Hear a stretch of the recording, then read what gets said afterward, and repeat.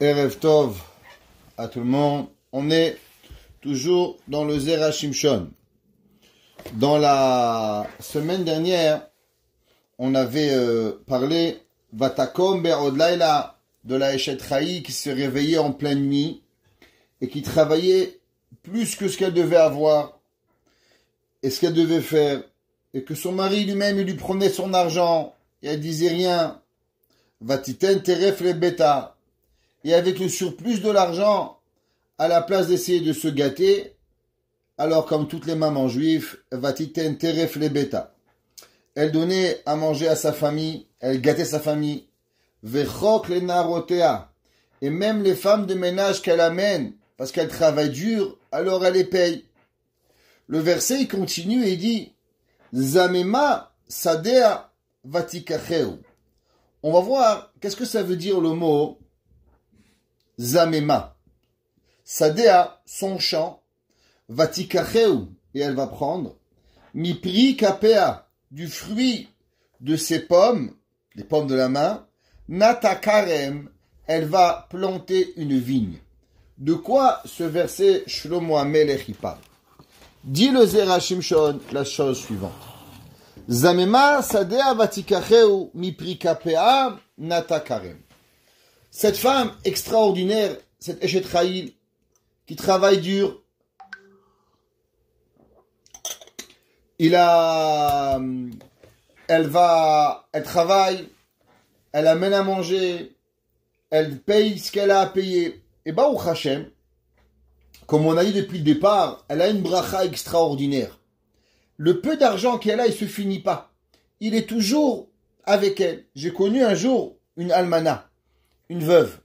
Elle a élevé des enfants, il lui est jamais rien manqué. Je lui ai demandé, madame, comment vous avez fait, toute seule, des enfants? Elle dit, écoute mon fils, que je vais te raconter. Je sais que tu vas me prendre pour une folle, mais je vais te raconter. Quand mon mari il est mort, j'avais des petits-enfants à la maison. Et je pleurais. Je dis, voilà, tu m'as abandonné, je suis toute seule. Comment je vais faire, moi, une femme tout seule? Dans mon rêve, mon mari il est venu, il m'a ouvert la main, il m'a mis une pièce. Et il m'a dit, t'inquiète pas, je te promets que tu vas rien manquer. Elle m'a dit, monsieur le rabbin, vous devez savoir, je sais pas comment, mais de ma vie, j'ai rien manqué. Mes enfants, ils ont eu à manger, ils ont eu à boire, je les ai aidés à ouvrir des magasins, je les ai élevés, je les ai à l'université. J'ai jamais rien manqué. Comment? Je sais pas. La bracha d'Akadosh Baruch Hu. La Eshet Chaïl, on a dit qu'elle ressemble à Issachar et Zevulun. Il y a des gens, avec un peu, ils font beaucoup. Et il y a des gens, avec beaucoup, ils font rien. La bracha d'Akadosh Baruch Hu, c'est quoi? C'est marqué dans les Sfarim, que dans Parashat Behar, que celui qui fait attention à la Shemitah, à l'année sabbatique, alors s'il va demander qu'est-ce que je vais manger, alors Akadosh Baruch Hu, il va lui donner une grande bracha. Et il va recevoir, en un an, il va recevoir de la récolte pour 3 ans. Chachamim, ils disent, mais et celle qui ne demande pas, la personne, elle va pas recevoir. La Gemara a dit qu'il y a 2 genres de brachot. Il y a une bracha, ceux qui ont beaucoup d'argent, mais c'est pas toujours une bracha. Pourquoi? Parce que marbe nechassim marbe da'aga. Ceux qui ont beaucoup d'argent, alors ils doivent avoir aussi beaucoup d'endroits pour entreposer. Ils doivent avoir beaucoup de soucis de comment régler leur argent. Mais la véritable bracha, la Gemara a dit, c'est pas d'avoir beaucoup. La véritable bracha, c'est d'avoir la même somme d'argent que tu as. Mais cette somme d'argent, elle finit pas. Cette bracha, elle va avec toi. Il y a des gens, ils gagnent 10 000 euros par mois. Ils ont jamais de quoi aider un pauvre. Il y a des gens, ils gagnent 1 000 euros, 50 euros, c'est pas important le chiffre. Et à Kadosh Baruch Hu, ils font qu'ils ont toujours tout. Ils ont pour eux, ils ont pour leur mari, ils ont pour leurs enfants, ils ont pour leurs petits-enfants, ils ont pour la bonne, ils ont pour tout ce qu'ils ont besoin. Jamais la bracha, elle s'arrête. On a dit que la Eshet Chaïl, elle a la bracha de qui? De Issachar et Zevulun. Qu'elle va venir prendre la bracha du Olam Haba. Et cette bracha-là, elle est infinie. La preuve, il dit le Zera Shimshon, cette femme-là, elle s'est réveillée au milieu de la nuit. Elle a travaillé. Elle a pris l'argent, elle a donné à son mari. Maintenant, on ne sait pas comment, il lui reste de l'argent. Elle donne à sa famille. Il lui reste de l'argent. elle paye la bonne. Il lui reste encore d'argent. Qu'est-ce qu'elle fait avec son argent? Si moi j'ai été cette femme-là, je dis je t'abarque chez mon âge. J'ai aidé mon mari, j'ai aidé mes enfants, j'ai payé tout ce qu'il y a. Maintenant, je profite à moi. Maintenant, qu'est-ce qu'on fait avec le reste de l'argent? Cette Eshetraï-là, cette femme extraordinaire que Kadosh Baruch Hu il a bénie, elle a encore un surplus d'argent. Mais harevar sheose bishvil shodocheket atzma venoten ibne beta lemazon miruba ou lirbirkat habayit.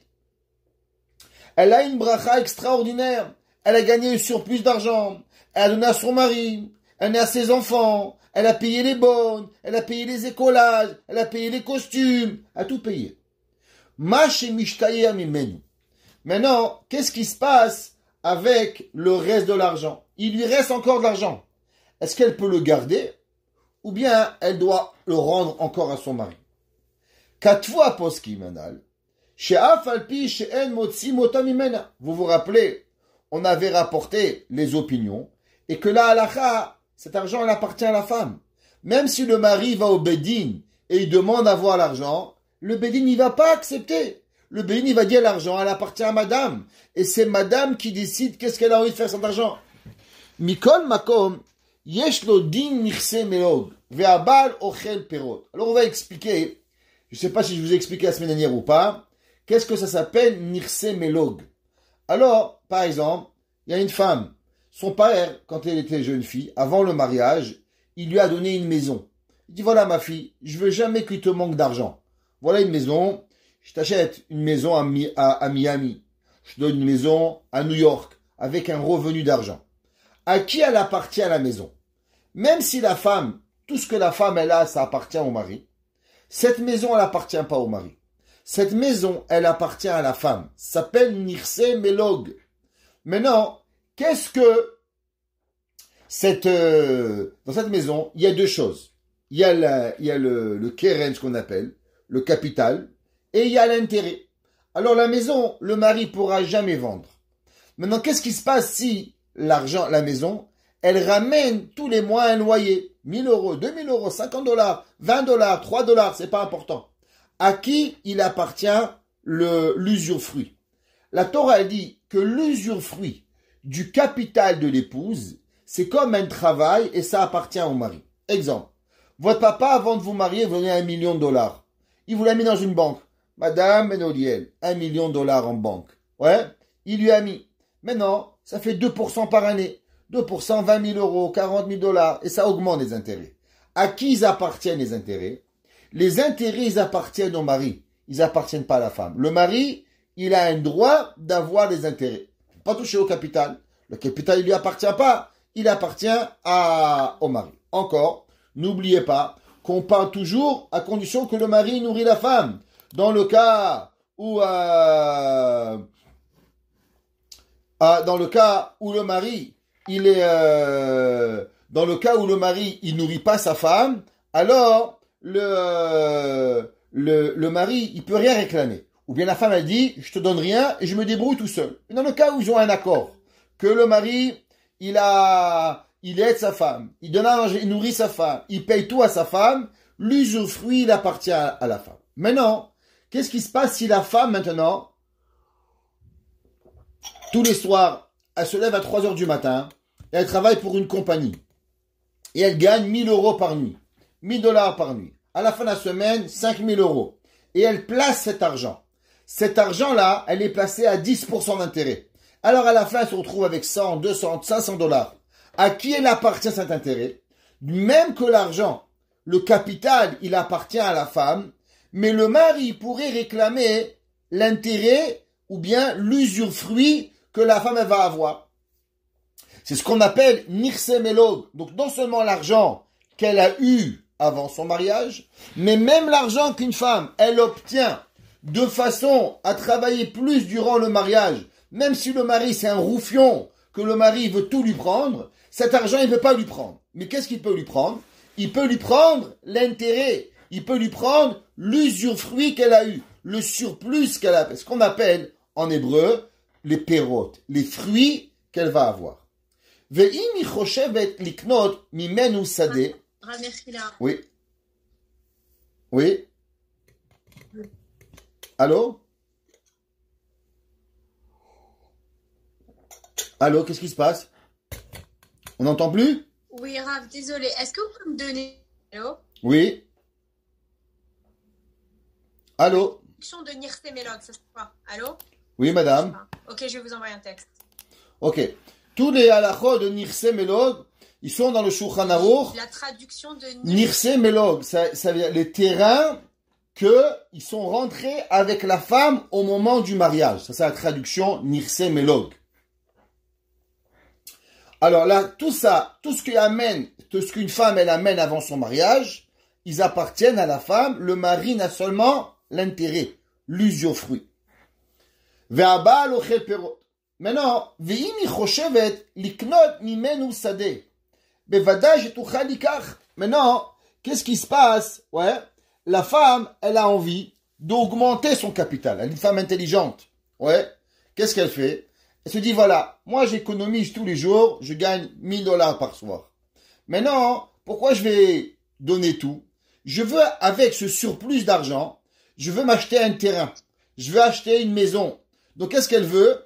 Elle veut, avec cet argent en plus, acheter un terrain, acheter une maison, acheter une vigne. Et avec ça, elle va avoir plus d'argent. Et elle va faire augmenter le capital. Et de façon à ce qu'après, elle va avoir plus. Il dit le Zera Shimshon. Si maintenant cette femme-là, elle a envie d'acheter un terrain, mais elle peut acheter qu'est-ce qu'elle a envie. Elle doit pas demander la permission à son mari. Est-ce que tu penses j'ai le droit? T'as rien à demander. C'est ton argent. Madame, elle a le droit avec, c'est son argent. Donc puisque personne peut lui réclamer l'argent, même le roufion du mari, il peut pas alpi bedin. La Torah te dit, Zamema sadea vatikacheu. Elle a le droit de prendre le terrain. De'achi amrina beperet de ketubot. Comme ça, la Gemara be'emet, elle a écrit dans Ketubot. Que veut dire le mot Zamema? Dit le Zera Shimshon. Zamema vient de le langage acheté sans l'accord du mari. Zamema sadeh. Que son mari, lui, il aurait voulu prendre l'argent et aller s'acheter je sais pas quoi. Non, la femme, Zamema sadeh. Elle a le droit d'acheter un terrain contre la volonté du mari. Ouais, pourquoi? Par exemple, qu'est-ce qui se passe si le mari dit non? Pourquoi tu vas acheter un terrain? Achète une maison. On va aller en Israël acheter une maison. Elle dit, moi, je ne vais pas acheter en Israël une maison. Moi, je vais acheter un terrain. Je vais acheter une vigne. Je vais acheter un olivier. Je vais faire fructifier mon argent. Elle a le droit. Vatikacheu. À qui elle est la halacha? La halacha, elle est comme la femme. C'est quoi vatikacheu? Vatikacheu, ça veut dire que la femme, contre la volonté du mari, vatikacheu, elle a le droit d'acheter ce qui lui plaira avec ça. Shehem lokrim vekonim sadeh. Et si elle va au bedin, le bedin ne pourra pas enlever la volonté de la femme d'acheter ce qu'elle a envie. Comme c'est marqué be'emet dans la Gemara dans Masechet Ketubot. La Gemara dans Masechet Ketubot, page 79, côté 1. La Gemara dit pshita ara ou bate ara. Alors juste que je vais expliquer que la Gemara dit comme ça. À l'époque, les maisons, et je vais vous dire même plus que ça, à part en Amérique du Nord, où les maisons, les gens achètent des maisons, pas vraiment pour pouvoir y habiter.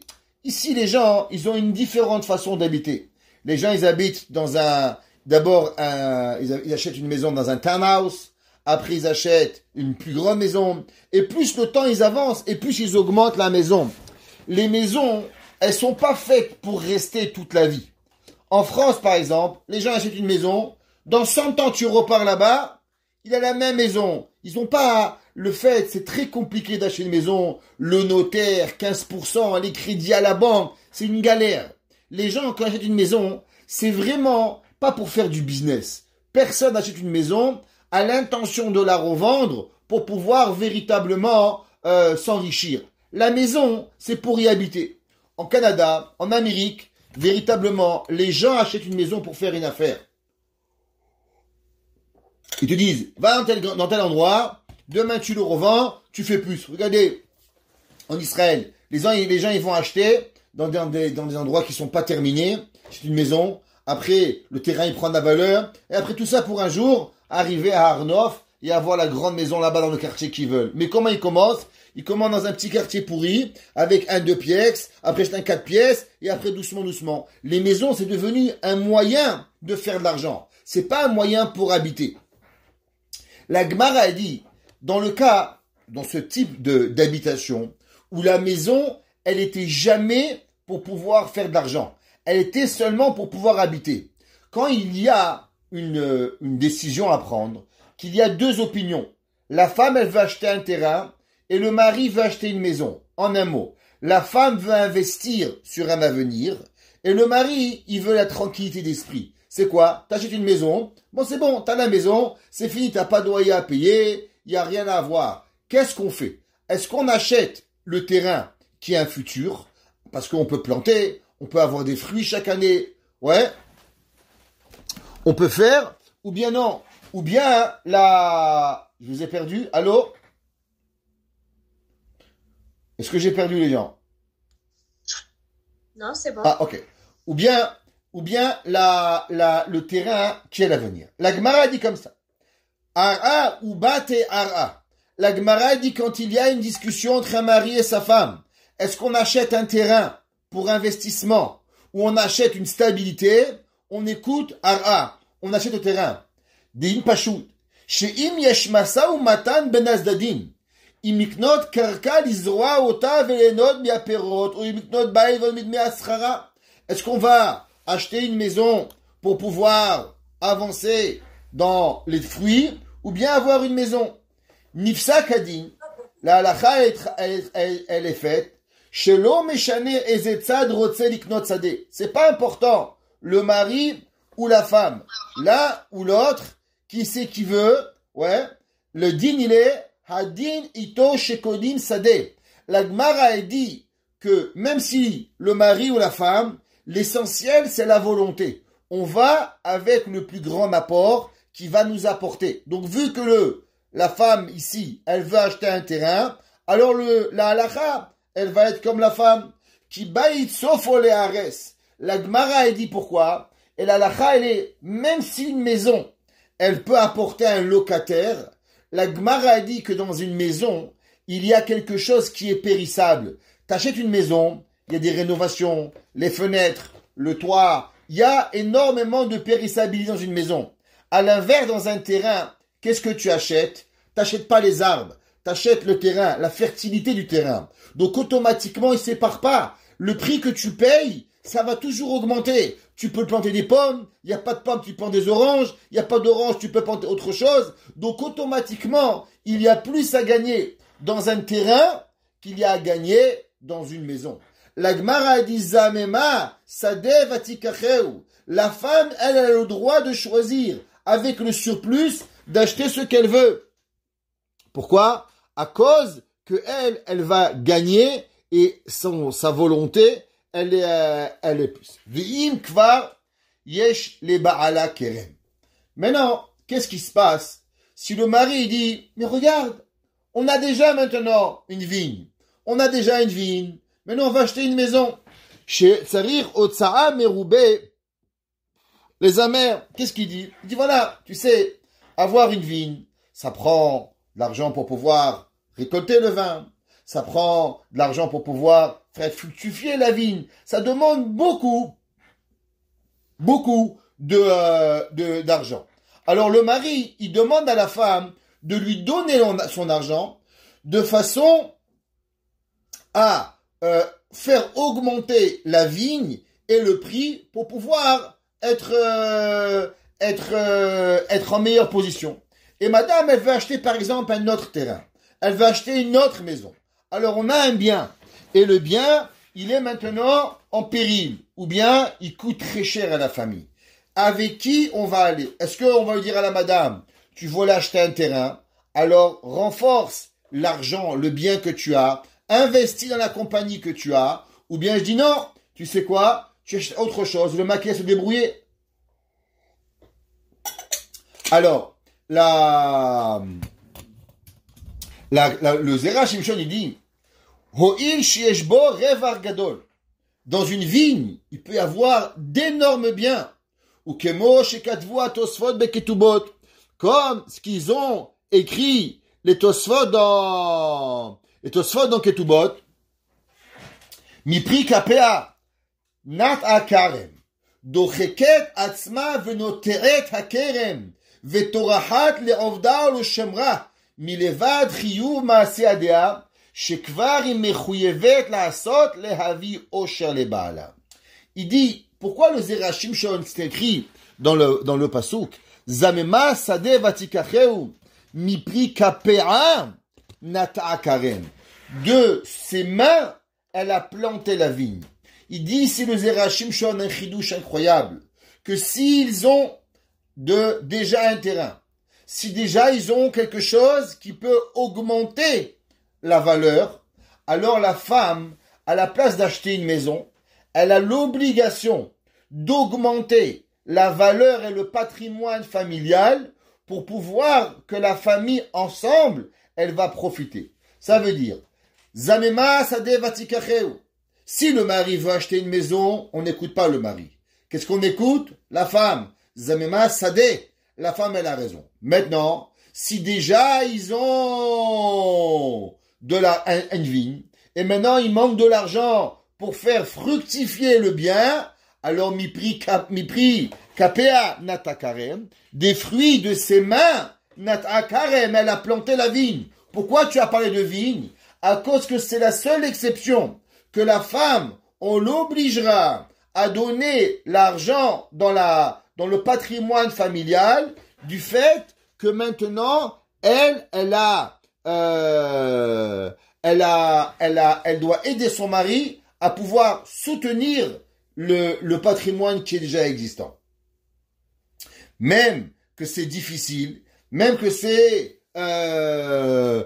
pas facile, quand même, Tosfot, il dit que mipri kapea. Un mari, il peut demander à sa femme de travailler avec lui dans ce qui est déjà existant pour faire fructifier le bien que le mari, il a augmenté. Inami. Deuxième explication. Qu'est-ce que ça veut dire? Dechiam rinan hatam bektubot. Ilane vegufane ilane. C'est marqué dans la femme. Qu'est-ce qui se passe? Alors, on va établir ici un petit peu une règle avant qu'on va continuer. Et on va lire ce passage ici qui est, je ne sais pas si vous le voyez, ouais, qui est là. Alors, plus ou moins, c'est ce qu'on a expliqué, mais on va le lire dans les mots. Nakdim me'ad kede la'avin divrei Rabbeinu. Hevenu le'el she'im nish'ar kesef la'isha, mimash darka atzma ha'kesef hazeh nichsam elok. On a expliqué que la femme qui lui reste de l'argent dans ce qu'elle a travaillé, l'argent il s'appelle nichsam elok.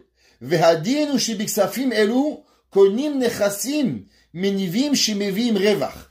La femme, à la place de stabiliser ce qu'on a déjà, à part la vigne, mais elle a le droit d'augmenter le patrimoine familial en achetant un terrain. Car, shakeren shenechassim yeshayar shayach laisha. Pourquoi? Parce que la femme, elle n'a pas envie que son terrain, il va disparaître. Son mari elle va donner 1 000 euros, 10 000 euros, elle va tout perdre. Et qu'est-ce qui va arriver? Elle va rien avoir. Alors elle veut que au moins le capital, si un jour le mari il a divorce, son argent il n'est pas perdu. Le capital, elle reste à la femme. Demain le mari lui dit bye bye Charlie. Si elle n'a pas acheté un capital, elle va se retrouver avec une main devant, une main derrière. Mais si le mari, la femme elle s'est acheté un terrain, alors même si le mari divorce, il aura mangé l'usufruit, mais le capital il restera à la femme. Et la Torah, faut savoir que parmi les premières nations du monde, qui c'est qui a donné des droits aux femmes, malgré que les gens ils pensent que la Torah, elle est misogyne et que la Torah, elle pense pas à la femme, c'est faux. La Torah, elle s'est assurée que la femme, elle a des droits même quand elle divorce. Exemple, la ketouba. Qui c'est dans les nations goy a pensé à s'assurer que la femme, elle a de quoi vivre pendant 1 an après le divorce? Qui c'est qui a donné le droit aux femmes d'accepter ou de refuser le divorce? c'est nous qu'on a accepté. C'est Rabbeinu Gershom, il y a déjà plus de 1000 ans qu'on a déjà établi des droits aux hommes et aux femmes. Qui c'est qui a établi, même à l'époque où il y avait les droits aux hommes de marier plusieurs femmes, qui c'est qui a donné au droit aux femmes d'accepter ou de refuser le mariage si le mari s'engageait pas à demander la permission à sa femme d'avoir une autre épouse. Nos ketubot, elles sont déjà depuis 600, 700 ans, depuis Castilia, qu'on parle elles ont été écrites au XIIIe siècle, XIVe siècle au Portugal, et déjà il y avait des droits que les femmes avaient le droit de refuser le mariage si le mari, il donnait pas la garantie qu'il n'allait pas se marier avec une autre femme. La Torah a énormément réfléchi à ces droits-là. Et entre autres, que la femme, pas tout appartient au mari. La femme, elle a des droits de travail, elle a des droits de réflexion, bien sûr, elle a droit énormément de droits. Donc, dans ce cas-là, la femme a le droit de placer son argent la façon qu'elle veut pour pouvoir se garantir que le mari ne lui prendra pas tout son argent et un beau jour, il va la jeter comme une savate, chas v'shalom. Ouais. Ve'im yesh diyun ben haba leishto eze neches iknot, she'echad mehem omer she'rotze iknot ilanot regilim. Maintenant, qu'est-ce qui se passe si un, il veut acheter des arbres? Ve'zuato rotze iknot kerem she'ot gefen. Maintenant, qu'est-ce qui se passe? On a parlé d'une maison et d'un terrain. La maison, le terrain, les terrains. Pourquoi? La maison, il y a une dépréciation sur les maisons. Sur les terrains, ça a une augmentation des prix au temps d'Agamara. Maintenant, qu'est-ce qui se passe s'il y a deux champs à acheter? Il y a des vignes et des orangers. Des vignes et des troguiers. Je sais pas moi. Quel autre arbre il peut avoir pour pouvoir? Qui c'est qui va choisir? Dans le couple, il y a de l'argent. Et maintenant, chacun des deux a une différente façon. Imaginez-vous, la femme, elle a avec elle apporté $1 million, qui sont nirsem elog. Le mari, il n'a pas le droit de toucher à cet argent. Mais le mari peut décider de déplacer cet argent. La femme, elle veut aussi déplacer. La femme, elle a travaillé, et maintenant, elle a gagné $100 000, 200 000, $1 million. C'est pas important. Qu'est-ce qui arrive avec cet argent? Qu'est-ce qu'on achète? Des orangers, des pamplemoussiers, ou on va acheter des kéramines, des vignes. Qui c'est qui va avoir raison? Le mari ou la femme? C'est pas important qui c'est qui décide quoi. Ve'achilouk ben ilano regilim megefen, shekol shar elon mitzad echad, en achnasa ve'reva gadol miporetehem. Les autres fruits, il n'y a pas tellement de gains. Pourquoi? Parce que le raisin, vous avez du vin, vous avez du vinaigre, vous avez du petit vin. Dans le vin, il n'y a rien qui se perd. Sachez, ceux qui ont fait déjà du vin, ils peuvent savoir que dans le vin, on garde tout. On fait du sucre avec du vin. On fait même avec les épluchures de raisin. Après qu'on a écrasé, on remet de l'eau et on refait du vin et on refait du vinaigre. Principalement, le gain, il est beaucoup plus grand dans le vin que dans les oranges ou dans les pommes. Prenez un litre de vin. Combien ça coûtera un litre de vin? Un de vin, minimum $20. Un jus d'orange, allez, le top jus d'orange, Tropicana, $5. 4,99. C'est pas comparable les rentrées de vin du vignoble avec les rentrées des orangers. Mitzad Sheni. De l'autre côté, qu'est-ce qu'il y a? Les orangers, vous arrosez un petit peu, vous plantez, c'est fini, il n'y a rien à faire. Les vignes, attention, il faut couper les herbes, il faut qu'elles soient droites, il faut bien faire attention à eux,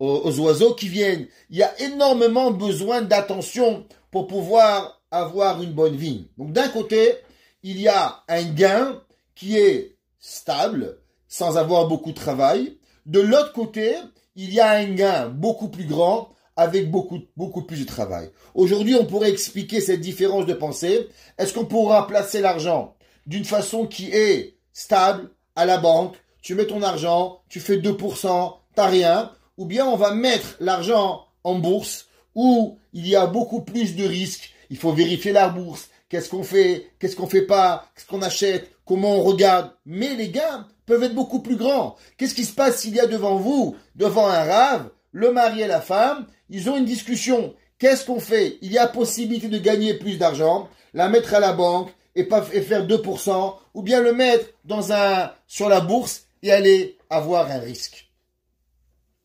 Mitzad echad, yesh reva gadol meperot hagefen, et umat zot, Yesh otsaot atsumot v'ticha kashet apel bagefen. Alors, dans les vignes, il y a beaucoup de travail, beaucoup de dépenses, mais un gain beaucoup plus grand. Qu'est-ce qui fait la halakha? Alors, en un mot, est-ce qu'on va choisir la stabilité versus le risque, ou bien le risque qui est capable de ramener beaucoup plus versus la stabilité? La halakha, elle est que on va aller vers la stabilité. La personne, elle peut dire, moi, regarde, j'ai $1 million, j'ai besoin d'un train de vie, allez, $10 000, $20 000 par mois, c'est pas important, on va le placer à la banque, on va avoir 2% par mois, ouais, garantie que la banque, elle vous donne 2% par mois, tu vas avoir $20 000 par mois, tu es tranquille. C'est vrai, tu vas aller à la bourse, tu peux avoir du 30%, mais tu peux tout perdre. Il faut toujours être nerveux. Qu'est-ce qu'on choisit? La halakha, c'est que celui qui veut le placement le plus stable, c'est comme ça que la halakha, elle va être. La halakha, si la femme, elle veut le petit placement, ou le mari, c'est pas important, comme qui elle va aller la halakha, elle va être d'après la personne qui va choisir le placement stable. En un mot, ilan ou perot, les oranges ou les kéramim ou les vignes, la halakha, elle est comme les arbres. Même que les vignes, elles peuvent gagner beaucoup plus d'argent. On aurait pu penser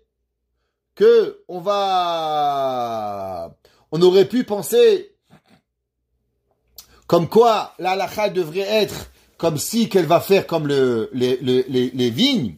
Ouais. Ach midar gisa shekoat gefen b'michir shegefen yesh sikouy sheyafsid ki hagefen mikalkel maher.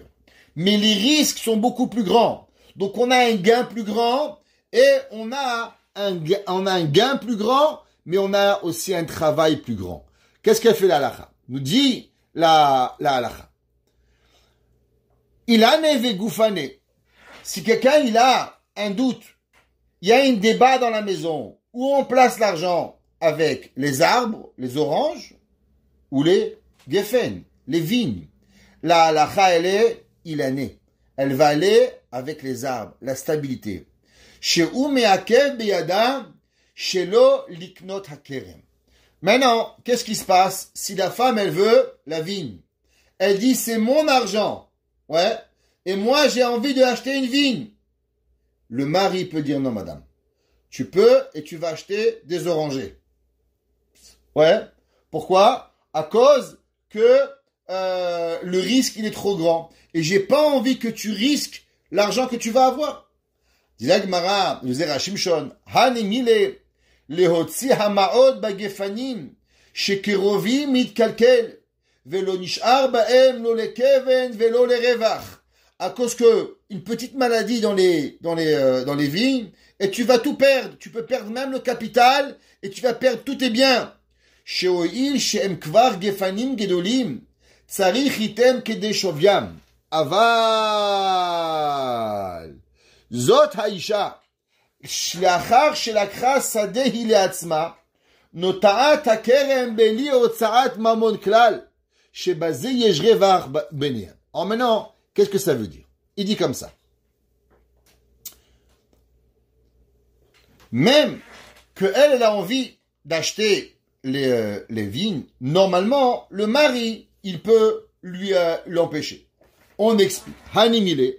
Dans quel cas, cela, il s'appartient. C'est un chidouche que c'est écrit que dans le Zera Shimshon. On ne le voit pas écrit dans d'autres décisionnaires halachiques, mais il est ramené ici. Rak lehotzi hamaot bagefanim. Il dit, c'est seulement dans quel cas la femme, on ne l'écoute pas et on peut l'empêcher d'acheter des vignes. Écoutez bien qu'est-ce qu'il dit ici. Il dit, c'est seulement quand, par exemple, les vignes, elles sont déjà à maturité.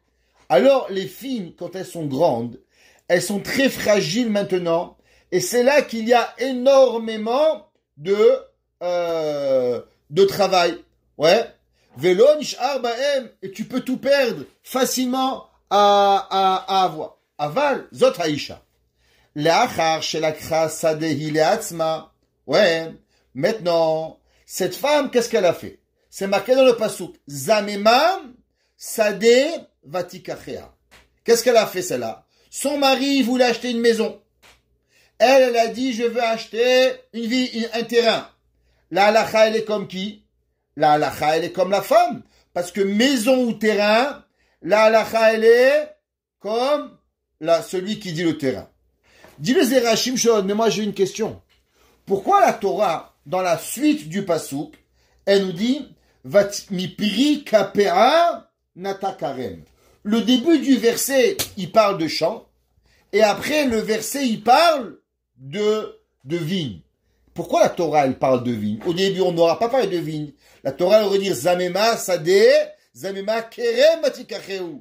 Pourquoi la Torah, au début, elle a employé le même pasuk, le mot Sadeh, qui est un arbre à un terrain neutre, et au milieu, on parle de Kerem. Le Zera Shimshon, il dit quelque chose d'incroyable. Il dit ici que la femme, Notat Kerem Beli Otsat Maot, שהיא לא מוציאה כסף כיודעות כבר גדולים, שבזה היא מתחילה הכל מתחילה, ולא יקוננות, יש רבע גדול. Il dit que la Torah, Shlomo HaMelech, il apprend un chidouche. Si la femme, elle a acheté un terrain, et que le terrain est déjà à elle, et que maintenant il lui reste de l'argent, et elle veut planter des vignes, pas acheter un vignoble, elle veut planter des vignes. Est-ce que le mari peut l'empêcher de planter des vignes? Pourquoi? Parce que le mari va lui dire, mais les vignes c'est dangereux.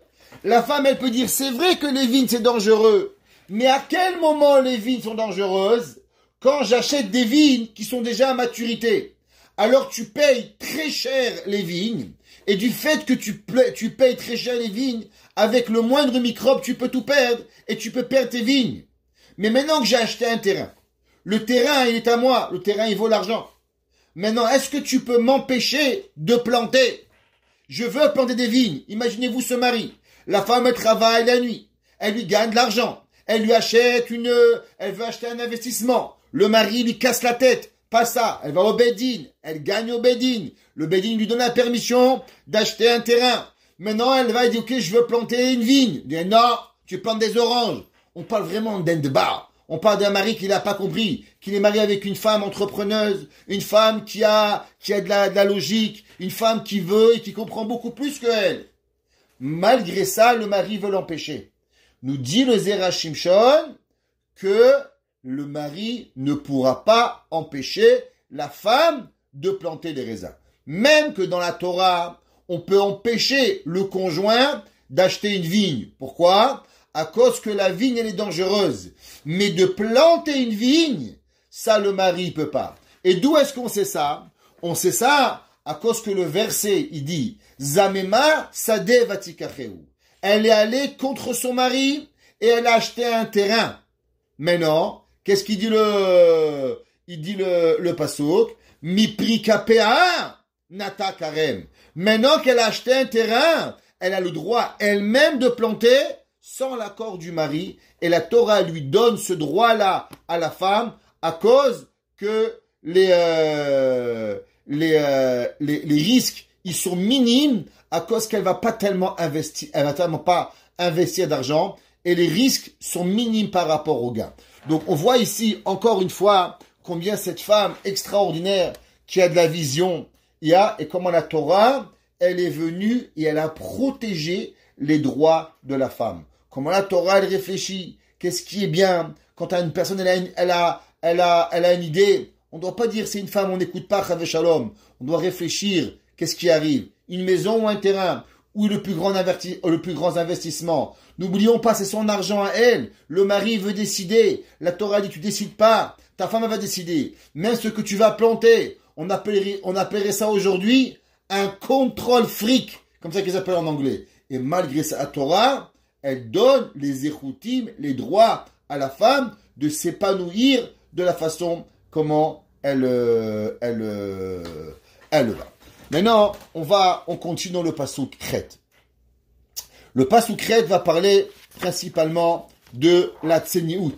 Le verset, il dit, Hagra, be'oz motnea vatamet zerotea. Traduction du mot, L'achgor, ouais, c'est de s'habiller et de mettre une ceinture. Était la coutume à l'époque que les femmes, quand elles s'habillaient, elles mettaient une ceinture. Même les hommes à l'époque, tout le monde mettait les élastiques n'existaient pas.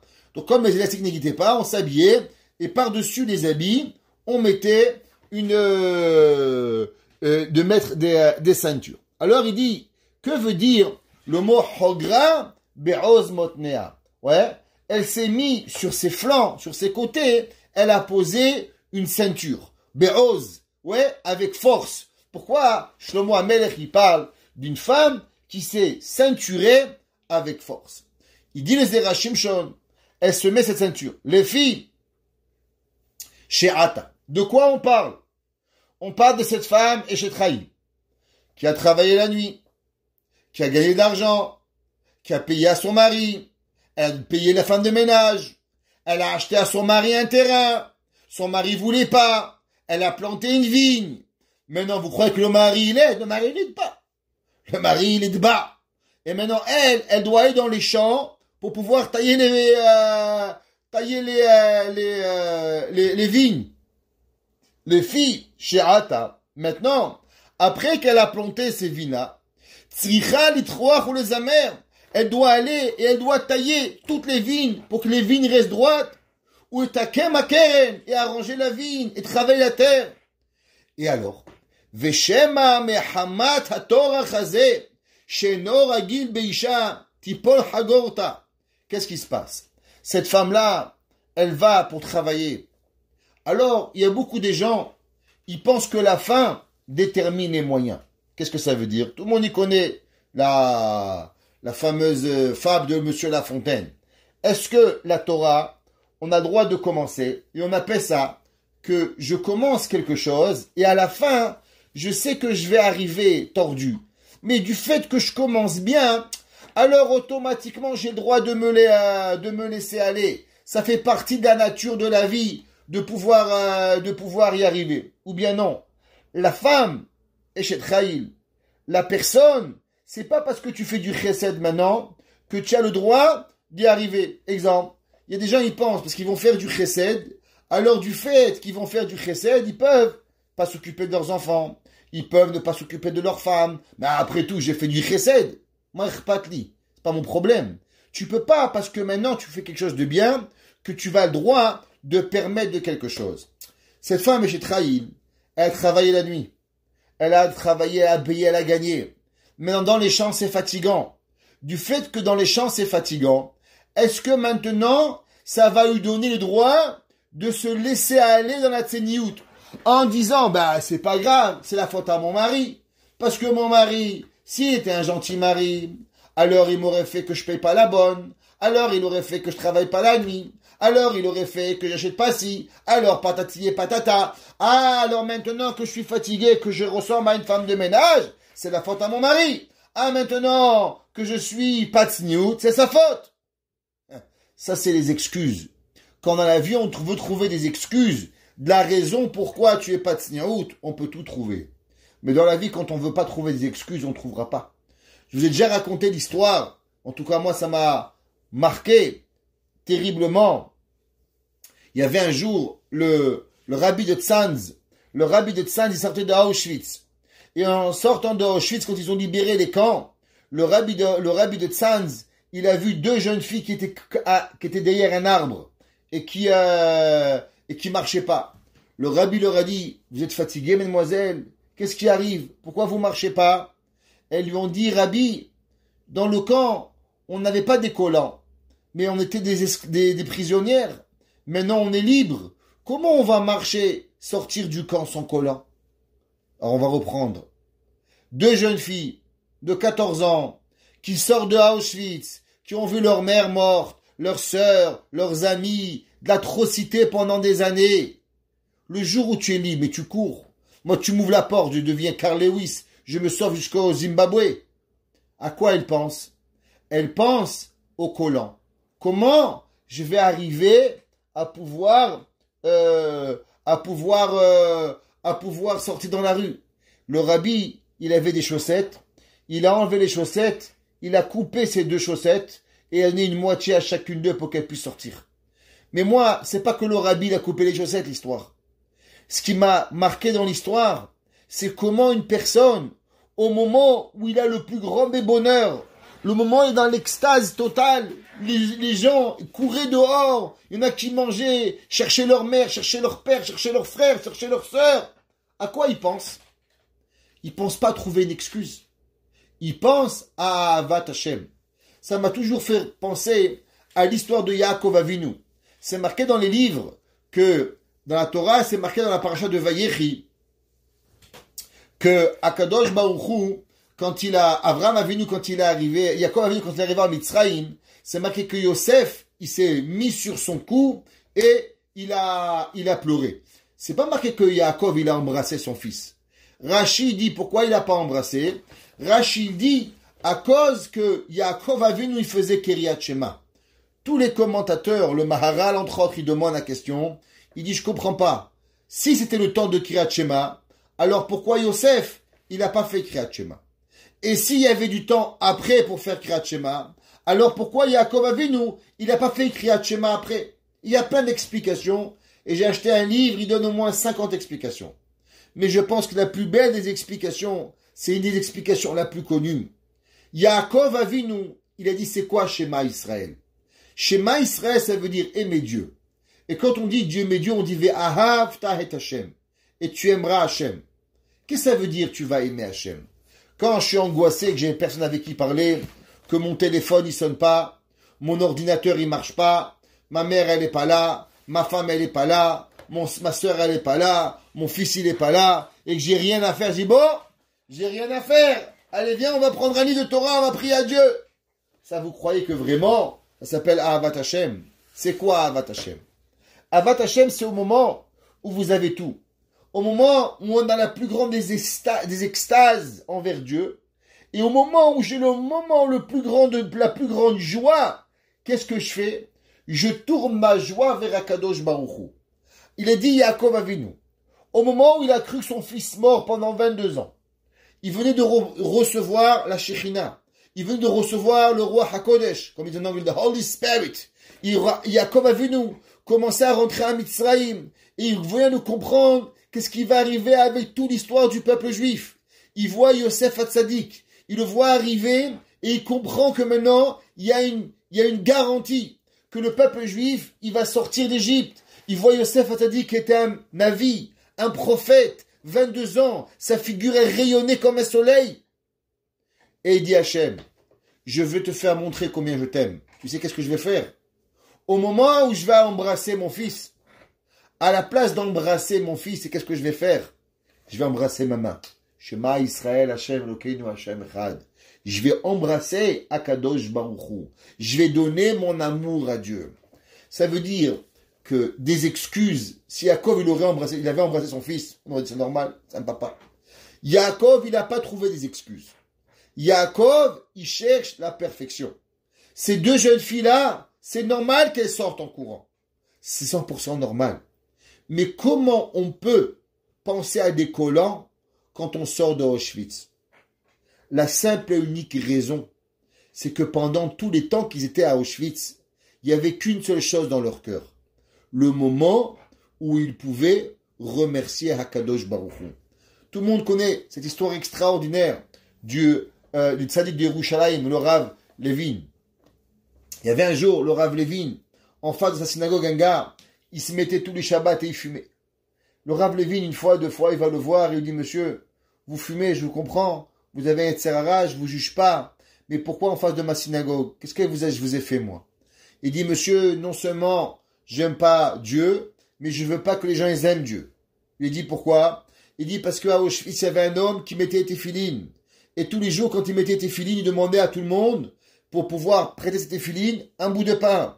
Et il abusait de la mitzvah qu'il avait pour pouvoir prendre la pauvre bout de pain que les autres ils avaient. Et il y avait des gens qui faisaient des queues pendant des heures pour pouvoir prendre les téphilines, et lui il mangeait comme un cochon, il mangeait tout le manger des autres, et il avait téphilines. Et sur le prétexte de la mitzvah de téphilines, il a abusé des gens. Je peux pas supporter un Dieu comme ça. Le Rav Levin, il lui a dit, je comprends. Mais pourquoi tu regardes la personne qui a vendu tes filines? Pourquoi tu regardes pas les milliers de personnes qui ont partagé leur pain pour pouvoir mettre une fois les téfilines? Ça veut dire que on a le droit de ne pas mettre des téfilines si on a crevé de faim. Et on n'a pas le droit d'abuser des gens. Ça, c'est pas ça le but. Mais le but, il est comment une personne, elle peut rester connectée à cause que elle avance véritablement vers l'amour de Akadosh Baruch Hu, son amour entier. Il dit le Zera Shimshon. Qu'est-ce que ça veut dire? Qu'est-ce que ça veut dire? Chagrogra be'oz motnea. Il y a une personne, elle a tellement fait. Et elle donne, et elle donne, et elle donne, et elle fait, elle fait, elle fait, elle fait. Elle va travailler, elle va être éclatée. Est-ce que parce que tu travailles, parce que tu fais du chesed, parce que tu es marié avec un tyran, tu es marié avec un débile mental qui veut prendre ton argent et t'amène au bédine, on décide la maison et on décide le terrain et après tu veux planter. C'est même pas son argent, mais tais-toi, dis merci, Ribono Shel Olam. Il est là. Tu crois qu'il t'aide dans le champ? Rien, wallo, makanch. Il est là-bas, il te regarde travailler, il fume la cigarette, il te demande rien, et en plus il te critique. Si tu crois que ta perruque, elle serait bougée, tu crois que tes habits, ils vont tomber de tsniout, qu'est-ce que tu aurais dit? Bah, qu'est-ce que tu veux? Maktoub, hein? Avec le mari que j'ai, c'est normal que je me laisse un petit peu aller. Ça, c'est les gens normaux. L'aïch et Traïl, la bonne personne, elle réfléchit pas comme ça. La bonne personne, elle dit, moi, je regarde pas la fin. Moi, je regarde pas le moyen. Moi, je regarde le détail. Est-ce que, à la fin de tout, si je vais rater une mitzvah, si je vais rater un détail de ma mitzvah, alors ça vaut pas la peine. Rien ne vaut la peine pour que je rate un peu de tsniout, pour que je rate un peu de kashrut, pour que je rate quelque chose, rien y vaut la peine. Pour que je me bagarre, pour que je fasse n'importe quel mida lotova, ça ne vaut pas la peine. J'ai pu faire plein de mitzvot, j'ai pu faire énormément de choses, mais si à la fin de tout, pour une bêtise, je peux tout perdre, eh ben malheureusement, rien y vaut la peine. Il dit le Zera Shimshon, Hagra be'oz motnea. Elle va au champ, elle prend cette ceinture et elle la serre de toutes ses forces pour s'assurer qu'au moment où elle a encore la force, alors elle va jamais s'habiller d'une façon que même à la fin de la journée, elle manquera le moindre de tsniout qui peut arriver. Veshema mechamat hatorach hazeh she'eno ragil be'isha tipol hagorta. Elle fait un travail qui est pas féminin, qui est masculin. Alors, couper les herbes, ramasser le bois, c'est pas normal. Est-ce que ça donne le droit, alors de pouvoir, un jour, et quelqu'un est sorti, une femme, je l'ai rencontrée en pantalon, dans la rue, une femme religieuse. Je dis, mais regardez, de toute façon, mais qu'est-ce qu'on fait là? Elle me dit, mon mari, il n'aime pas sortir des poubelles. Moi, je parce que ton mari, il n'aime pas sortir des poubelles, ça te donne le droit de sortir en pyjama dans la rue. Mais il y a des gens qui te regardent. Il y a des gens qui sont dehors, qu'est-ce que tu fais? Reste chez toi, prends ton mari, mets son dos sur la tête. C'est pas parce que tu as voulu être sa déquête sur ton shalom baït, ou bien parce que je sais pas quoi, qui te donne le droit de manquer de tsniout. C'est ça qui dit le Zera Shimshon. On n'a jamais le droit d'arriver à aucune légèreté dans la halakha, même si on a fait des milliers d'efforts auparavant. Le but de la tzadikette, du tzaddik, c'est dans le détail à la fin qui peut arriver. Veiplu malbouchea, vetigale arbata, otagbia zerotea. C'est pour ça que peut-être les coudes, ils vont se lever. C'est pour ça que c'est marqué vate ametz. C'est de quoi vate ametz? Ouais, elle a serré, elle a bien mis. Elle s'est dit peut-être quand je vais m'abaisser, peut-être quand je vais me lever, peut-être que la fatigue va faire qu'à force de me lever, ma jupe va se craquer, que peut-être que mes coudes ils vont être fatigués. Vate ametz zerotea. Elle fait un mahamat, une volonté totale pour que garder la tsniout. Kasher itzicha leharim et yadayim vehu davar megune. Et on sait à combien la Torah elle parle de la tsniout d'une femme. Afilu shetie pa'am ahad bilvad beshogeg. Parce que de quoi on parle? Bien sûr, on parle pas que c'est fait exprès. On parle que peut-être, elle risque une fois. Mishumachi chogra be'oz motnea va te'amet zerotea. Et c'est pour ça que cette femme-là, elle fait tout ce qui peut lui arriver, de façon à contrôler que chas v'shalom, il ne lui arrive jamais rien où elle puisse malheureusement manquer le moindre possible de tsniout qui puisse lui arriver. Qu'est-ce qu'on voit d'ici? On voit encore ce principe très souvent. Ouais, les gens y pensent sans faire exprès. Qu'est-ce que ça veut dire sans faire exprès? Ouais, qu'est-ce que ça veut dire sans faire exprès? Le Ramban, Rabbi Moshe ben Nachman, il demande une grande question. C'est écrit que Shabbat, si quelqu'un il a transgressé Shabbat sans faire exprès, par exemple, c'est quoi sans faire exprès?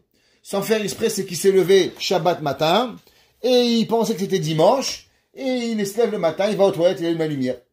Ou bien, milieu de la nuit, il est 2h du matin vendredi soir, il est un zombie. Ouais, il a pas travaillé toute la nuit, il est fracassé. Il se rappelle même plus quel jour on est, même pas quelle heure on est, même pas où il est. Et il va, et il allume la lumière. Shabbat matin, dimanche matin, il va au Beth Amikdash, il doit amener un korban. Il dit le Ramban, je comprends pas, mesquin. Il est mort de fatigue. Il a travaillé, il est là, il a fait kidouche, il a tout fait le pauvre, il a cuisiné, il a acheté avant Shabbat, il a nettoyé, tout fait. Et à la fin, il a transgressé Shabbat, malheureusement. Ouais, qu'est-ce que tu lui dis? Tu dis, ah, tu as transgressé Shabbat. Alors, tu vas être puni. Qu'est-ce que tu vas faire? Tu vas amener un korban. C'est quoi un korban? Une vache. Imaginez, vous achetez une vache aujourd'hui. $5,000. Attends, tu rigoles ou quoi? $5,000 pour quelque chose que j'ai même pas pensé. Depuis quand on doit amener une avéra pour ça? De plus, on a un principe, vous savez, que si moi je pense faire du mal, je vous ai pas fait du mal. J'ai juste pensé faire du mal. Je suis pas chayav. Alors pourquoi, quand j'ai fait une action sans penser, je dois être chayav? Il dit le Ramban, parce que il n'existe aucune action qui arrive à la personne si la personne, elle n'a pas eu l'intention au préalable de la transgresser. Ça veut dire qu'en vérité, une personne, si elle prend les précautions nécessaires, jamais elle arrive à transgresser Shabbat. Une personne qui a jamais, si jamais posé la question, bon, il fait noir dans la toilette, j'allume ou j'éteins? Allez, quand même, ça coûte de l'argent. Peut-être que j'allume la lumière. Ah, j'ai envie de prendre ma nouvelle robe verte, je la trouve pas, il fait tout noir. J'aimerais bien ma nouvelle cravate violet. Ah, je l'ai pas eu. Peut-être que j'allume. Si tu avais pas eu une pensée un jour d'allumer une lumière Shabbat, jamais tu vas allumer une lumière, Béhémet, même sans faire exprès. Tout ça commence comment? Tout ça commence parce que tu avais un jour une pensée. Quand tu as une pensée négative quelque part, alors automatiquement, Akadosh Baruch Hu t'amène que doucement, doucement, tu amènes la pensée qui arrive. Plus que ça. La Gemara, elle dit, un homme, il monte sur une échelle. Il y a un gars, il passe, il tombe, l'échelle, elle se casse, il doit partir en galoute, en exil. Pourquoi? Qu'est-ce qui s'est passé? Pourquoi il doit aller en exil? La Gemara dit, il doit avoir une kapara. Quelle kapara? La Gemara a dit, parce que la vie des gens, c'est pas assez important pour toi. Il dit, quel rapport? Il dit, quel rapport? Parce que si, Béhémet, tu avais la vie des gens importants, avant de monter sur l'échelle, tu te serais assuré que l'échelle, elle est solide. Du fait que toi, tu es monté sur une échelle, sans vérifier est-ce que l'échelle, elle va tomber, ça veut dire que véritablement, la vie, elle n'est pas importante pour toi. C'est pour ça que tu vas partir en galoute jusqu'à la mort du Kohen Gadol. Qu'est-ce que ça veut dire? Ça veut dire quand il nous arrive quelque chose, il nous arrive parce qu'au départ, au préalable, on n'a pas pris toutes les précautions. La Eshetraïl, elle te dit, qu'est-ce que ça veut dire? La vérité, c'est qu'après 10 heures de travail, c'est normal qu'on est fatigué. Mais en vérité, si on comprenait l'importance des mitzvot de Akadosh Baruch Hu, dans ce cas-ci, c'est la tzniut pour une femme. La Torah, elle te dit, c'est normal que tu vas être fatigué. Mais si le manque de tzniut, il était pour toi comme du poison, il était pour toi comme un danger public qui va arriver que tu peux mourir, Quelle précaution tu aurais fait? Tu montes dans l'avion, tu regardes si en bas il y a la ceinture, si en bas il y a la bouée de sauvetage. Tu prends toutes les précautions possibles. Pourquoi? Parce que tu veux pas mourir. Et c'est normal que tu veux pas mourir. Tu vas à Covid, tu fermes la bouche, tu prends, tu te laves les mains, tu fais tout ce qui est possible pour pouvoir y arriver. Alors pourquoi, véritablement, quand il t'arrive dans une situation, tu as été capable de te trouver dans une situation où il y avait un manque de tsniout? Elle dit le Zerachim Shon, qu'est-ce qu'il dit Shlomo HaMelech?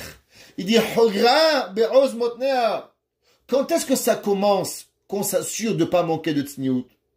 Pas quand tu es fatigué, pas quand tu es épuisé, pas quand tu auras toutes tes excuses de manquer de tsniout. Non. Quand tu es en pleine forme, quand tu as toutes tes raisons sur ta tête, tu te réfléchis. Qu'est-ce qui va arriver dans 2 heures? Qu'est-ce qui va arriver dans 3 heures? Qu'est-ce qui va arriver demain? Qu'est-ce qui va arriver dans 10 ans? Ça, c'est la Eshet Chayil. Hogra be'oz motnea, vatam metzerotea. Le but au moment où on est fatigué, c'est normal qu'on craque. Parce qu'on est tous des humains. Et chas v'shalom de juger la personne. Mais nous, on doit faire attention à se projeter dans l'avenir et se dire, qu'est-ce qui va se passer? Qu'est-ce qui va se passer dans 1 mois? Qu'est-ce qui va se passer dans 3 mois? Qu'est-ce qui va se passer? Est-ce que je vais être capable de tenir ou de pas tenir? La Eshet Chayil, elle, qu'est-ce qu'elle fait? Elle va s'assurer, depuis le départ, de quoi? De donner et de faire Hogra be'oz motnea, de prendre toutes les précautions pour que jamais, chas v'shalom, il peut arriver qu'elle va devenir et se mettre dans une situation qui est contre la halakha. Et on dit qu'une des raisons pourquoi Yosef Hatzadik, malgré qu'il a surmonté l'épreuve de Potiphar, mais malheureusement, il va être puni. Il va redescendre en Gigoul et il va devoir donner din v'heshbon. Pourquoi? Parce qu'il est allé dans la maison de Madame Potiphar, en sachant que Madame Potiphar était tout seul. Même qu'il a eu la force extraordinaire de pouvoir tenir. Mais qui a permis à l'homme de se mettre dans une telle situation qui est telle qu'elle, de pouvoir véritablement avoir un danger? La Eshet Chayil va tahkor be'oz motnea. Elle va s'habiller, s'assurer que ce qui est important pour elle, elle va arriver. Un jour, j'ai appris une grande leçon. J'ai été avec un rave, j'étais jeune, et on a voyagé. Moi, j'ai voyagé, j'ai pris du pain, j'ai pas réfléchi. Comment on va être-il être? Ben bon, on trouvera un verre. Comment on va trouver un verre? De où? J'ai vu le rave, il avait dans son sac un petit Kelly, il avait une bouteille d'eau pour faire des tilettes daïm, correctement, une serviette, ishtabar chez Molahad. Et là, j'ai compris. Il y a des gens que pour eux, les mitzvot, c'est pas un hall. Alors on porte un peu plus, on porte un verre en fer, on porte une serviette dans un sachet, on porte un peu de sel parce qu'on est un juif. Quand on mange un peu de pain, alors il faut un peu de sel pour une bracha. Vatachgor be'oz motnea. On se dit pas demain je vais trouver du sel, demain je vais trouver un keli, demain je vais trouver pour pouvoir y arriver. Ça n'existe pas. Et je terminerai avec un jour. J'étais directeur d'école à Yavne et il y avait un rave. J'étais chez moi, le rave frankfurter. On a sorti les élèves et on les a amenés. Et à un moment, Rav Frankfurter, il avait amené avec lui du pain. Il avait mangé, il voulait manger son pain. Alors il était parti, il voulait un verre, enfin des tilates. Et il trouvait pas un verre. Il vendait que des souvenirs. Il vendait des souvenirs, il coûtait cher chaque verre. Et le Rav Frankfurter avait acheté un verre souvenir comme 15 ou 20 dollars. Il a dit, Rabbi, pourquoi? Il dit, pour faire des tilates daïm. Il dit, mais Rabbi, 20 dollars? Il dit, mais est-ce qu'il y a un prix pour une mitzvah? Des années plus tard, j'ai rencontré un élève qui avait lâché la Torah. Et après, il est revenu, il s'est marié avec une juive. Et un jour, j'ai eu l'opportunité, je lui ai dit, mais dis-moi, qu'est-ce qui t'a fait ramener à la Torah?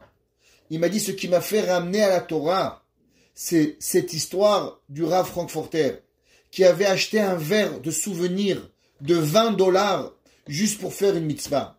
J'ai vu faire des bêtises. J'ai fait des grosses bêtises.